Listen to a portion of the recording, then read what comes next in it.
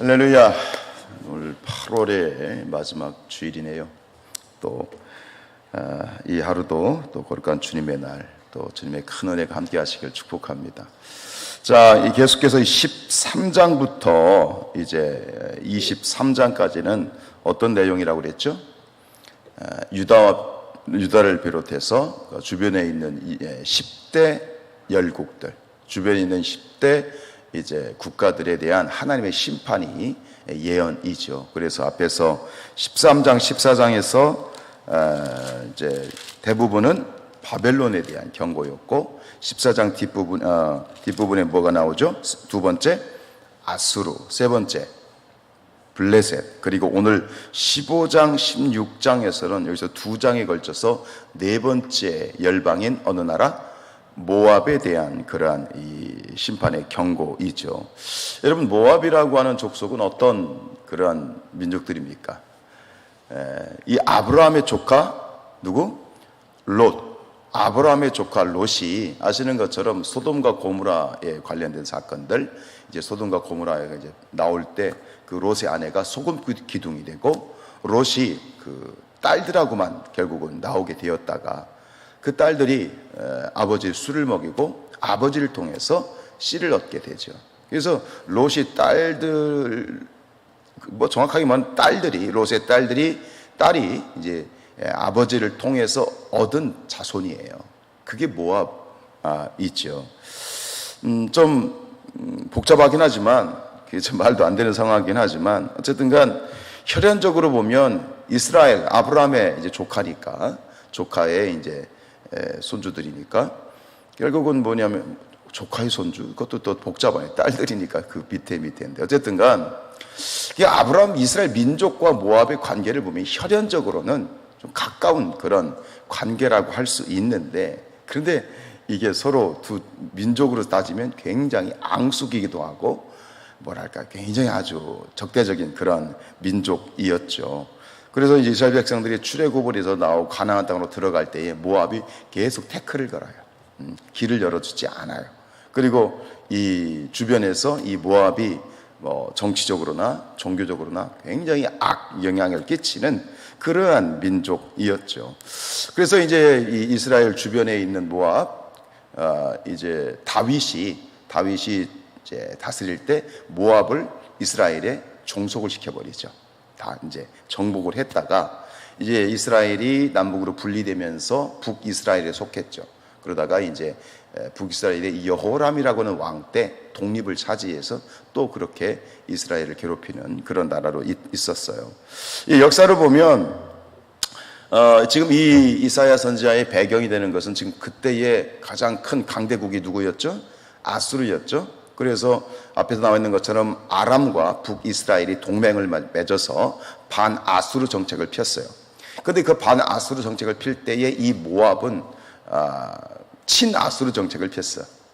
그러니까 북이스라엘과 아람의 동맹에 가입을 하지 않고 아수르하고 좋게 지내다가, 그런데 이 아수르가 이제 이 북이스라엘 멸망시키고 뭐 이렇게 공격해 나가면서 그 야심을 알게 된 거예요. 아수르가 이게 그냥 멈추지 않겠구나, 남아 밑으로 내려오면서 우리까지 위협을 받겠구나 하는 사실을 이제 알게 되면서 이제 남유다, 블레셋, 그리고 모압이 동맹을 맺어서 또 아수르를 또 이 견제를 하는데, 결국 그것 때문에 나중에 이 아수르에 의해서 이 모압이 보복을 당하게 되고 오늘 이 심판이 임하게 되는 그런 역사적인 배경을 가지고 있어요. 그래서 보면 여러분들 이 심판, 하나님의 심판, 결국은 이제 하나님의 심판이 모압 땅에 임하게 된 것, 아수르가 모압을 멸망 이렇게 시키는 그러한 어떤 이 일이 결국 역사적으로 보면 국가 대 국가의 일인 것 같지만, 오늘 이 10대 예언이 계속되는 것을 통해서 우리가 깨달아야 할 건 뭐냐면, 이 모든 것은 누구의 심판이다?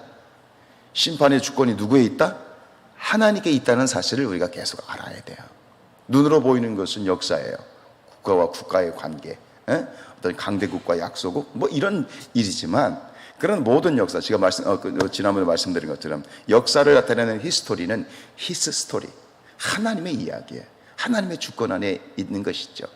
그것에 의해서 지금 진행되고 있음을 깨닫게 되면서 오늘도 이제 이 내용을 꼼꼼히 읽어보면 참 말 그대로 황폐함, 완전히 그냥 아주 냉정하고도 굉장히 아주 비참한 그러한 그 심판의 그런 어떤 이 멸망의 모습들을 볼 수 있어요.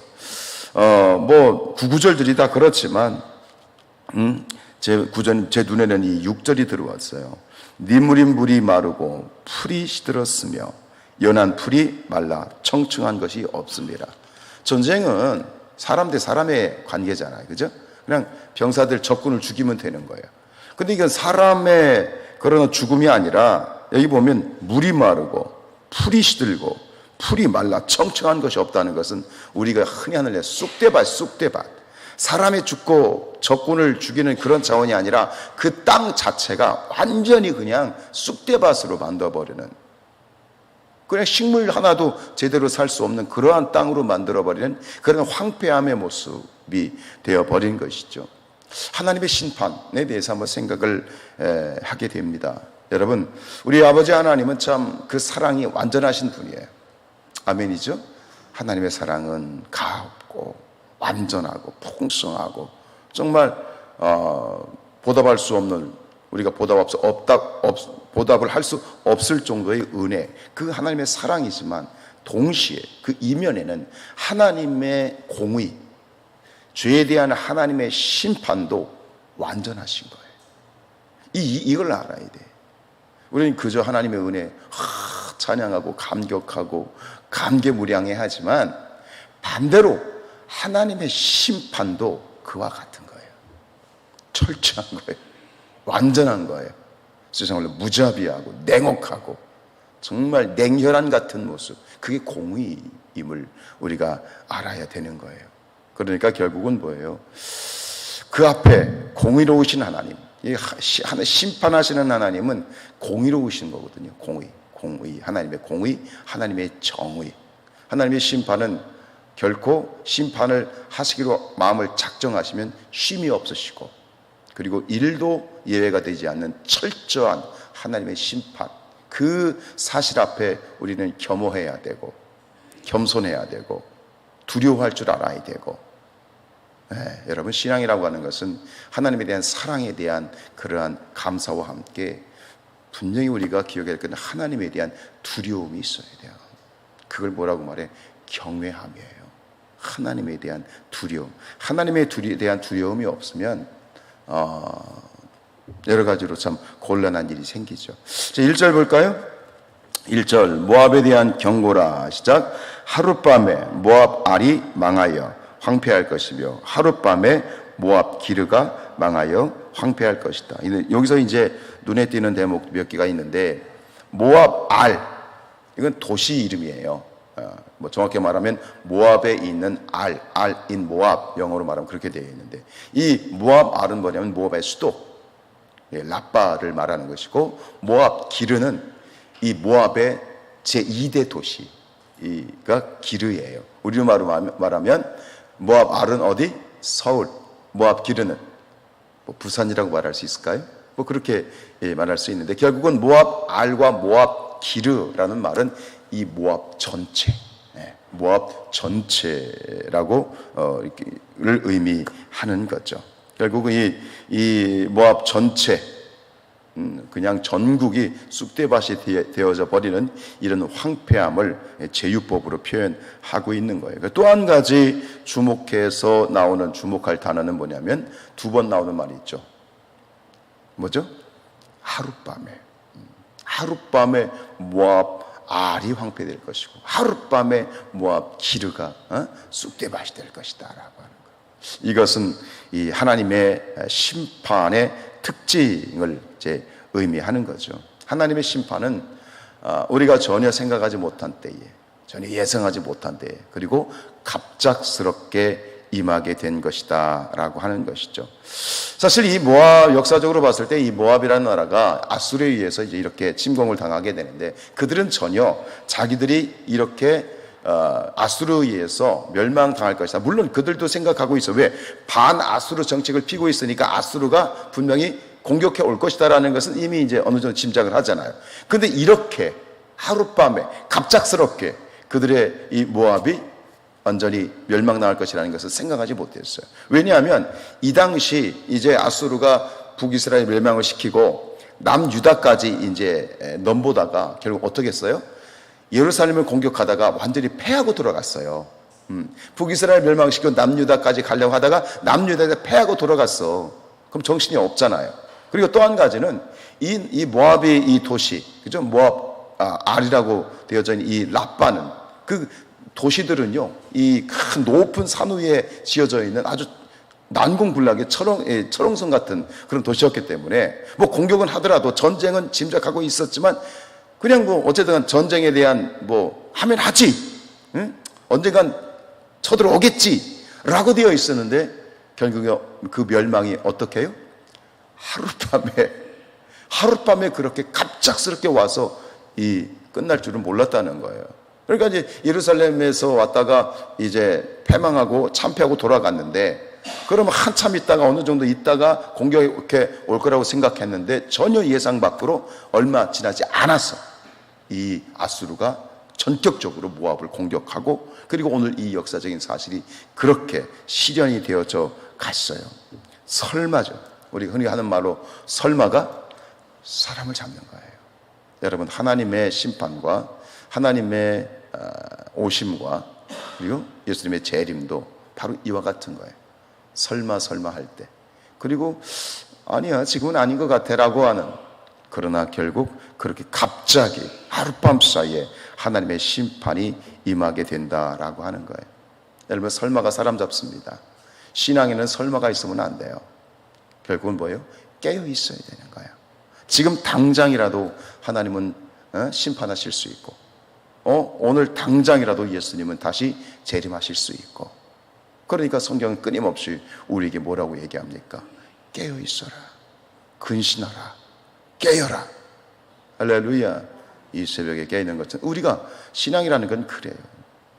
주님의 심판과 재림을 기다리는, 옛날 그 노아의 홍수 시절에 그랬잖아요. 마태복음 24장 38절에 보면 노아가 방주에 들어가던 날까지, 즉 하나님의 심판이 시작되는 날까지 사람들은 뭐 했어요? 먹고 마시고 시집가고 장가갔다. 그러니까 자기들이 전혀 경각심이 없이 그냥 세상에서 자기들이 하고 싶은 그런 모습대로 살다가 결국은 노아의 방주의 문이 닫히고 홍수가 임하게 될 때 사람들이 아우성을 치죠. 우리를 구해달라고. 아니요, 끝이에요. 깨어있고 준비되지 아니하면 그냥 끝인 거예요. 사랑하는 여러분들이요, 우리가 늘 하나님 앞에서 깨어있는, 근신하여 깨어있는 그런 기도자들이 될 수 있기를 축복합니다. 사실은 지금 제가 이 새벽에 나온 여러분들에게 이 이야기를 하는 것이 사실은 여러분들에게 이미 깨어있는 것에 대해서 감사를 드리고, 이 깨어있음이 지금 우리를 넘어서 우리 모든 성산의 모든 가족들이 다 함께 깨어있기를 원하는 그런 마음과 또 그런 어떤 기도의 노가 되는 것이지요. 데살로니가전서 5장 3절 말씀, 그들이 평안하다 안전하다 할 그때에 임신한 여자에게 해산의 고통이 이름과 같이 멸망이 갑자기 그들에게 이르리니 결코 이거예요, 피하지 못하리라. 하나님의 심판은, 하룻밤에 임하는 심판은 하나도 일도 피하지 못하는 철저한 심판, 그리고 쉬지 않은 신의 심판, 그 심판 아래 우리가 늘 하나님을 경외함으로 깨어서 이렇게 새벽을 깨우고, 더불어서 원하기는 기도해 주세요. 우리 모든 성산의 가족들이 더 깨어 기도하게 하옵소서. 삶의 모든 문제들과 피곤함과 그런 것들을 다 극복하고 깨어서 기도하는, 정말 기도가 그 어느 때보다 필요한 이때에 깨어 기도하는 우리 성산교회가, 또 모든 우리 성도님들 가정마다 다 깨어서 기도하는 그런 축복의 가정들 될 수 있기를 주님의 이름으로 축복합니다.